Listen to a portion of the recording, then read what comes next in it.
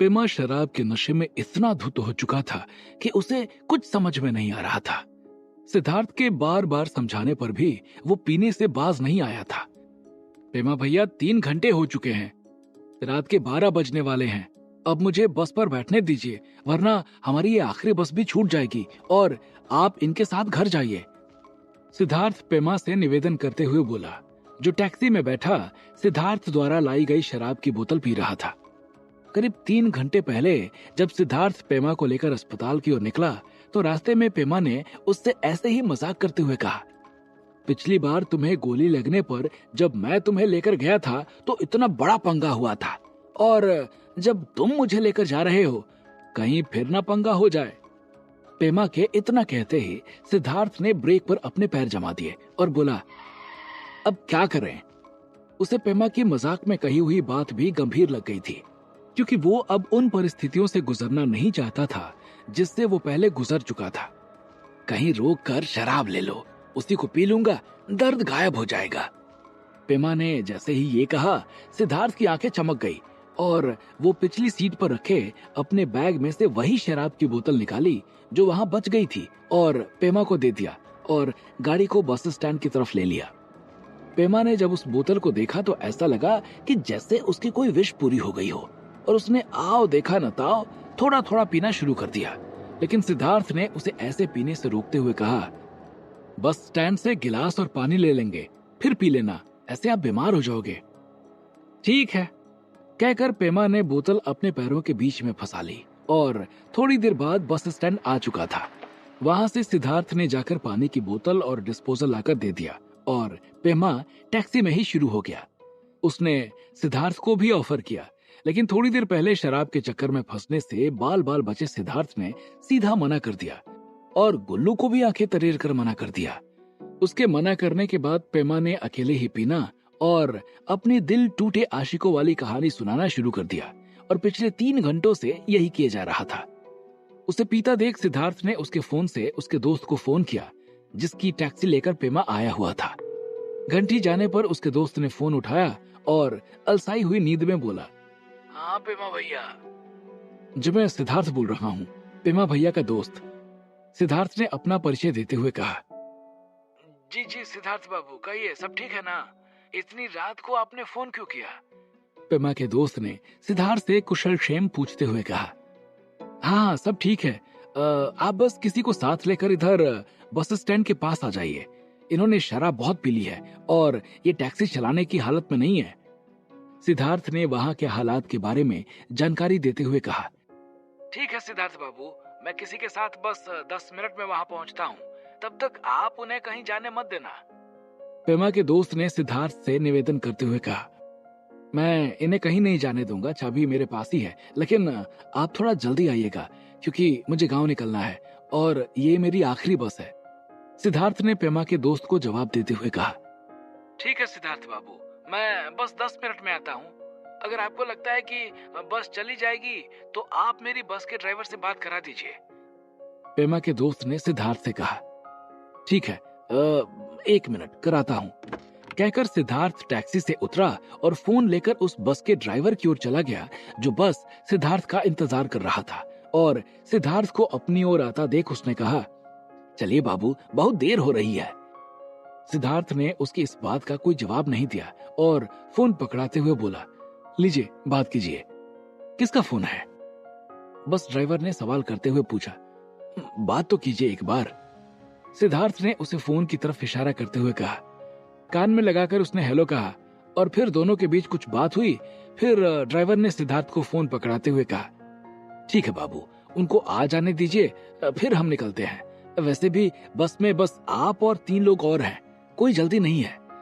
सिद्धार्थ ने फोन लेते हुए ठीक है का जवाब दिया और फिर वहां से टैक्सी की ओर निकल आया, जहां पेमा बैठा शराब पी रहा था और अपनी फिजूल की कहानी सुनाया जा रहा था। तकरीबन 10 मिनट बाद एक और टैक्सी वहां आकर रुकी और उसमें से पेमा का वो टैक्सी वाला दोस्त जिसकी पेमा टैक्सी लेकर आया था और एक और ड्राइवर उतरा और वो दोनों उसी ओर बढ़ गए जहां सिद्धार्थ टैक्सी लगाए खड़ा था।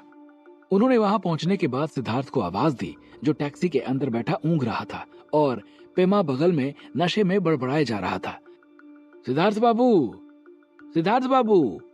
पेमा के दोस्त के आवाज देने पर सिद्धार्थ झटक कर उठा और देखा कि दो लोग उसके सामने खड़े हैं। जी कहिए, सिद्धार्थ ने उनसे सवाल किया। आपने हमें ही फोन किया था, पेमा के दोस्त ने सिद्धार्थ को जवाब देते हुए कहा। ओह, लीजिए संभालिए इनको, बहुत देर से अपनी आप बीती और अतीत की कहानियां सुना रहे हैं ये हमें। सिद्धार्थ सीट से उठते हुए बोला।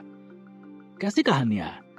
सिद्धार्थ के इतना कहते ही पेमा के दोस्त का चेहरा थोड़ा गंभीर हो चुका था। अरे आप तो ऐसे डर रहे हैं जैसे इन्होंने आपका कोई राज खोल दिया हो। डरिए मत, इन्होंने कोई राज नहीं खोला है आप सबका, बस अपने दिल टूटने की कहानी बता रहे थे।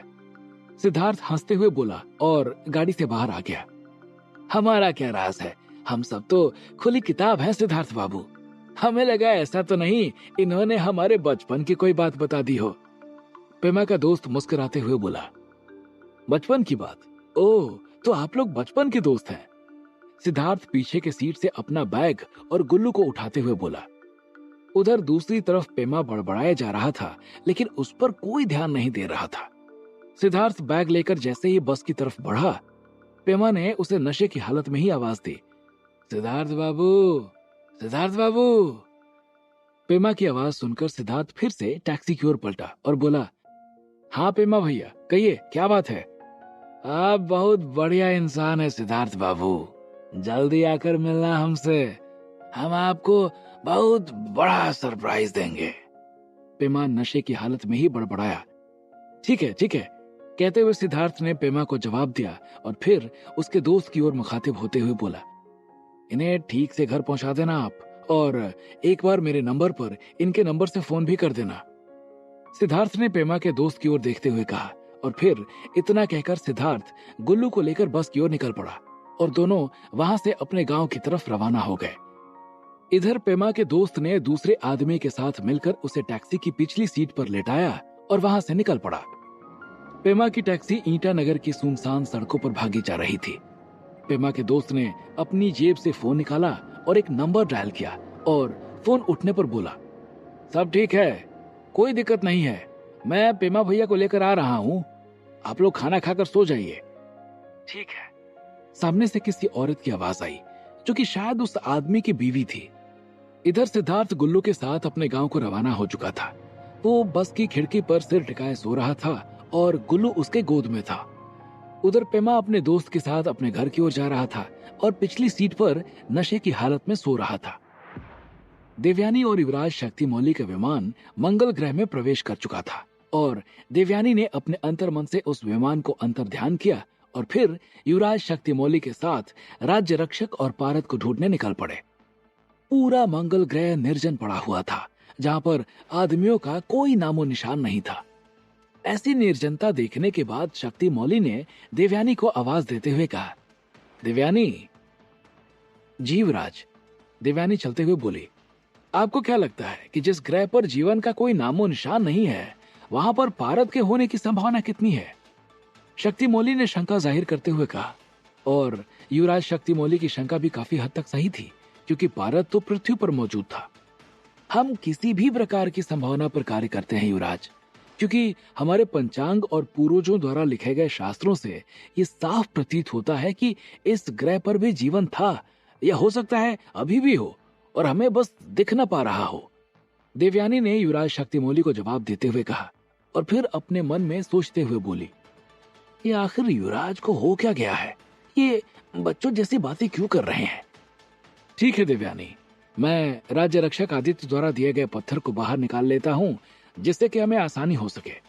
कहते हुए शक्तिमौली ने पत्थर को बक्से से बाहर निकाला और दोनों बहुत ही तेज गति से राज्य रक्षक को ढूंढते हुए जा रहे थे।